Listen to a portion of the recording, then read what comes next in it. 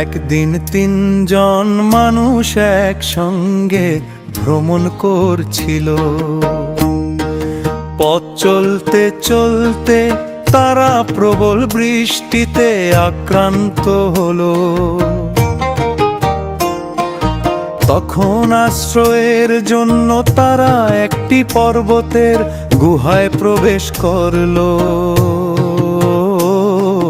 হঠাৎ পাহাড়ের উপর থেকে একটি বিশাল পাথর গড়িয়ে এসে গুহার মুখ বন্ধ করে দিল।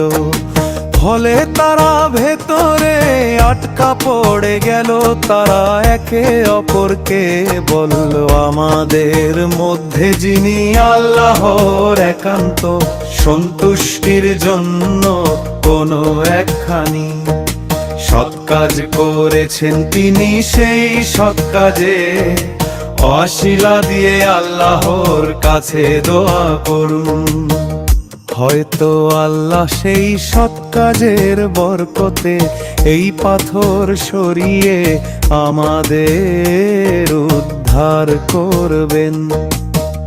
তখন প্রথম ব্যক্তি শুরু করলো এবং বলল, হে আল্লাহ, আমার বাবা মা খুব বৃদ্ধ ছিলেন আর আমার ছোট ছোট সন্তানও ছিল। আমি পশুপালনের মাধ্যমে আমার পরিবারকে দেখাশোনা করতাম।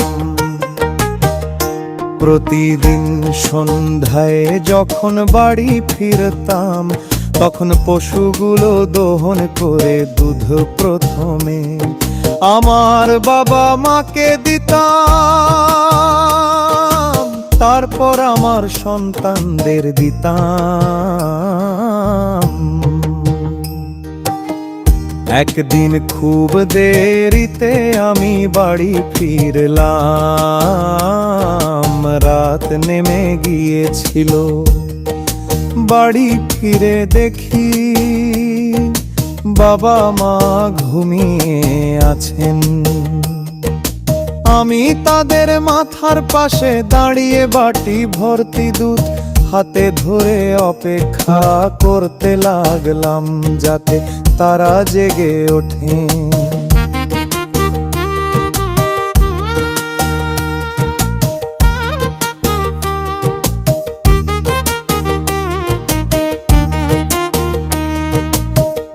এদিকে আমার ছোট সন্তানরা ক্ষুধায় কাঁদছিল, কিন্তু তবুও আমি বাবা মাকে খাওয়ানোর আগে তাদের দুধ দিলাম না। আমি সারা রাত অপেক্ষা করলাম।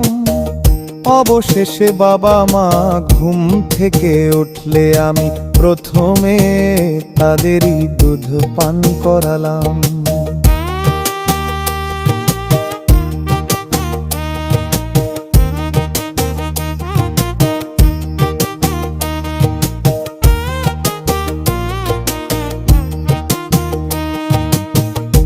রোজ এরকম গান শুনতে আমার চ্যানেলটা সাবস্ক্রাইব করুন এবং বেল আইকনটা দিয়ে রাখেন, যাতে করে রোজ আমাদের চ্যানেলে এসে এরকম ভিডিও দেখতে পারেন।